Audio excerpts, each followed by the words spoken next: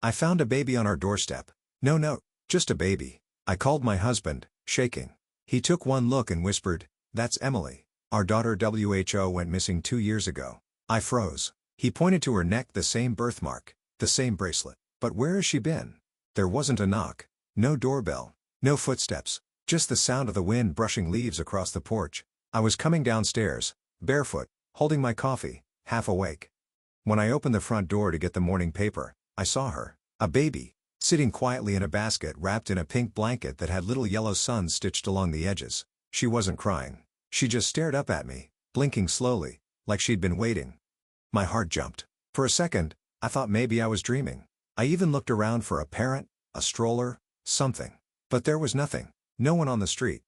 No car driving away. Just this little girl sitting there like she belonged. I knelt down and touched the edge of the blanket.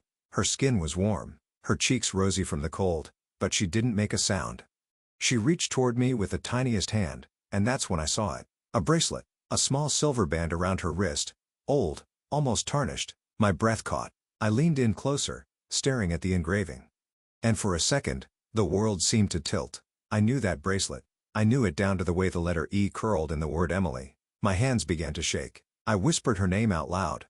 Emily? It felt like tasting something long lost. I lifted her into my arms, pressing her gently to my chest. She didn't resist. She didn't squirm or cry.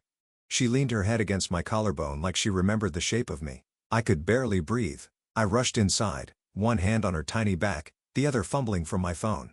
I dialed Grant and held the phone to my ear with my shoulder while holding her tighter, like she might vanish again if I let go. When he answered, I barely recognized my own voice. "Grant, you need to come home, right now." He didn't ask why. He heard something in me. Something I didn't even understand yet. It took him 11 minutes to get home. He burst through the front door, his jacket half buttoned, face pale. He saw me standing in the living room holding her, and he froze. His mouth opened, then closed again.